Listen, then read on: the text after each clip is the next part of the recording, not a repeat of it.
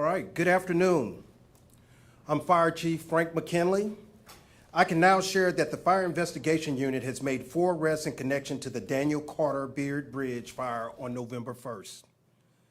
As we announced yesterday, Caton Hall, 23, was arrested on 2 felony counts for obstruction of justice. The additional arrests include James Hamilton, 26, who is charged with 2 felony counts of obstruction of justice. Terry Stiles, 39, and Zachary Allen Stumpf, 23, have both been charged with 1 count of aggravated arson.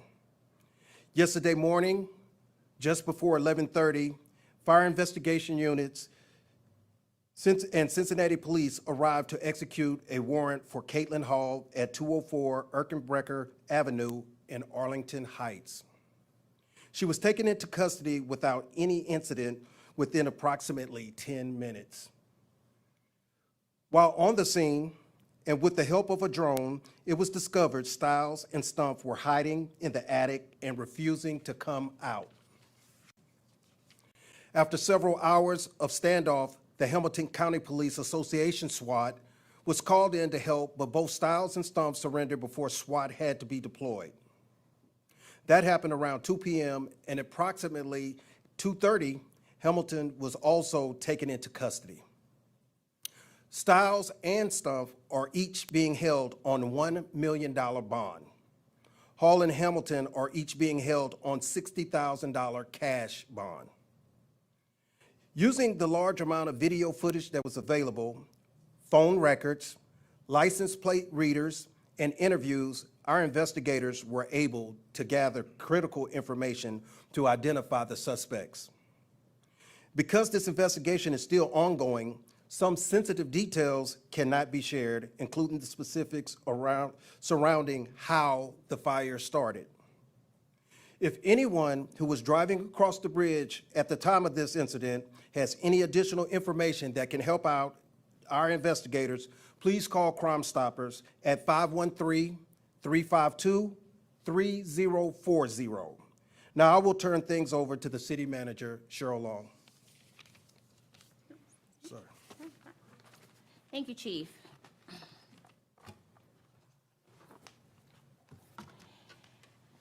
As City Manager, I am so proud of our Cincinnati Fire Department and so impressed by the work of the Fire Investigative Unit. As all of you know, the intensity of this fire was nothing we've ever seen before. We're talking about 40-foot flames, temperatures that reach thousands of degrees, and the complete destruction of the area under the bridge. None of us can look at the scene like that and even begin to understand what happened. But the experts in CFD are the best in the business, and I am so thankful to them for their hard work in identifying and arresting the perpetrators. Like all Cincinnatians, I am shocked and saddened that this fire was started intentionally. But because we allowed the investigators to do their jobs and avoid the temptation to rush to conclusions or potentially compromise the work of the department, we are now at a point where justice can be served. I want to thank all the hardworking men and women of the fire department for their heroic public service, as well as Chief McKinley for his leadership. Additionally, we had incredible support from public safety partners both in the city and county. CPD's Fugitive Apprehension Unit, the Reading Police Department, and Hamilton County Police Association SWAT team were indispensable in making these arrests. Finally, I would like to address the frustration and inconvenience that we are all dealing with as a result of the bridge being shut down. While it is a relief to know the cause of the fire, we are still feeling the effects on a daily basis. I feel that frustration too. My administration, particularly DOT and the police department, is closely monitoring the effects of the bridge closure, adjusting the timing of traffic lights, and working with our state transportation partners to address those concerns as best as we can. We want to make sure we are working together to alleviate the stress as much as possible and remind everyone to please plan extra time when you're passing through downtown. And now we'll turn things over to Mayor Aftab Purewal. Thank you, City Manager Long.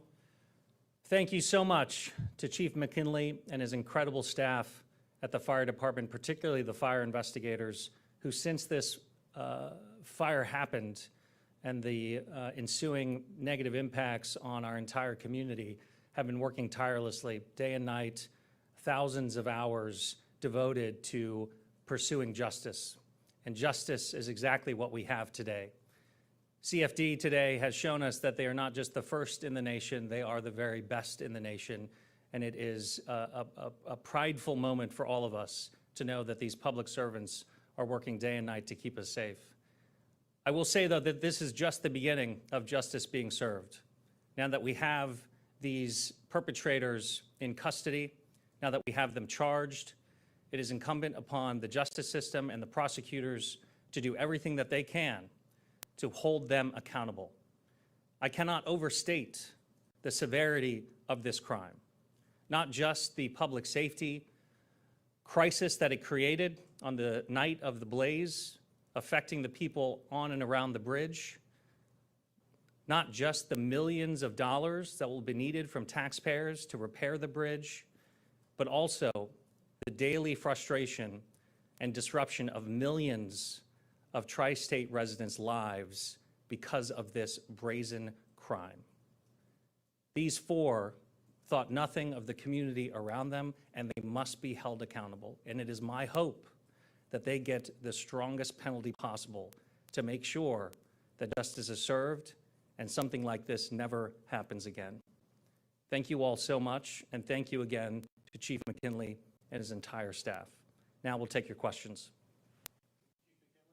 Chief McKinley, can you say whether you are still seeking other suspects? At this point, we aren't, but we won't rule anything out as any investigation. As things unfold, we want to make sure that we're diligent in the process. And so as the investigation continues to advance, we won't rule anything out. Do you have any idea of what the motive might have been for starting the fire? That's going to be a part of the investigation. When we look at crimes such as arson, it's involved a lot with intent, and so that's one of the things that we're seeking to understand. And so as the investigation continues, we hope that that unfolds. Chief, what led you to these individuals? How was it a Crime Stoppers tip? Did somebody call? Well, again, I want to credit the Fire Investigation Unit. They incorporated a very robust method to process all of this. They used a lot of video, they used a lot of phone records, they used license plate readers and things of that nature. And so they had to synthesize a lot of information and process it, and that's what actually led us to our first arrest. And so things kind of went from there. I know you said it was intentional. Did they really intend to actually set the bridge on fire or just under the bridge? Well, that's still being investigated. We don't know right now what the intent was. And so once we find that out, we definitely want to make sure that we share it with the media outlets. There's a victim named in the court records. How does he figure into things? Was he just on the bridge or was he a target of the fire? There's a lot of legal aspects and how people are designated victims and things and how they were impacted. And so to the degree that of injuries or things of that nature, I don't have that information right now.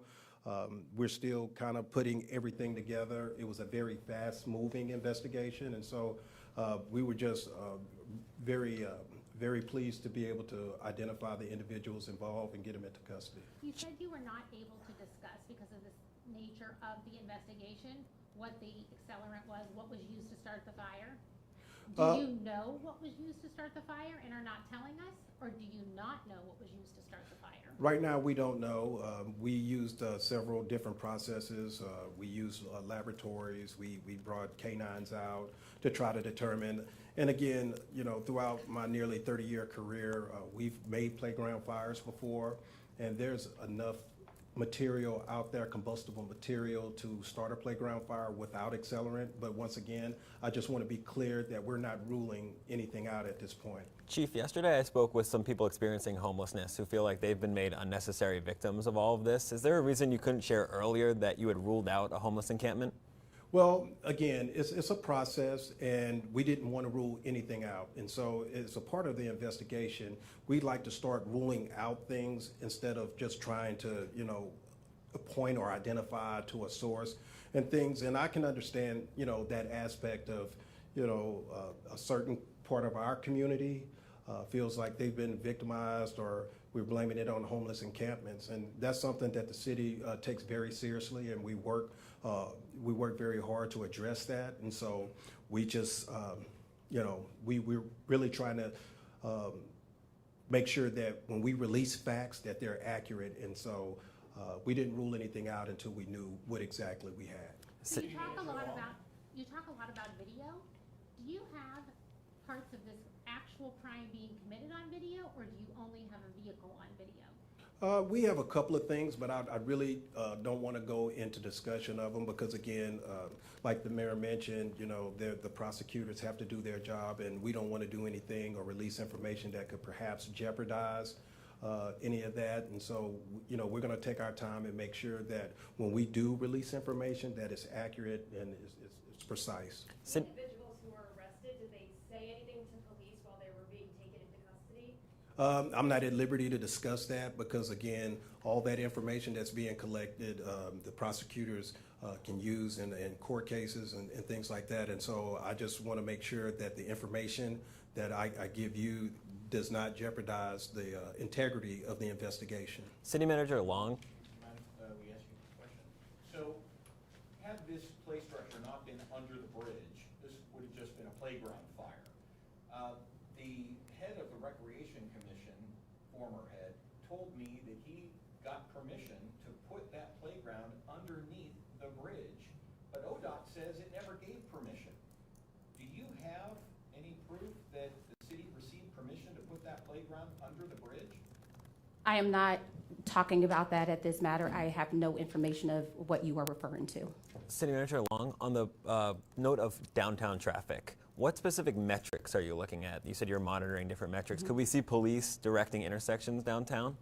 Right now, that is not in our immediate plan, but what we will continue to do is working with our local agencies to monitor the situation and seeing what resources we have in play and when we can deploy them. Is there a metric that you're Well, watching? at the end of the day, we look at traffic counts all the time. So we're looking at the traffic counts, how long it's taken for the traffic to move from one segment of town to another, determining with what all the rerouting that we're doing, does that make sense? Are we getting an outlier to where we need to do something else? We've been monitoring the traffic timing signals, and we are kind of at our maximum at the moment for what the city of Cincinnati can do. We've talked to Covington, we've talked to Newport as well, according to our Department of Transportation. They are at the maximum as far as the signal timing as well. So at this point, we will just continue to see what other things that we think we can implement to move the traffic So why along. not put police out there then, if you're at the maximum with the lights? At the end of the day, we have to monitor all the public safety things that are going on and looking at what is the immediate need at the moment. Remember, at the end, the same officers that do traffic enforcement are the same officers that also solve crimes, right? So we have to continue to monitor those with resources. What other levers can you pull? Those from our Department of Transportation to give me recommendations, so we will continue to have conversations with them to see what other things that they think they can do. Final question? All right, thank you. Thank you, everyone. Thank you.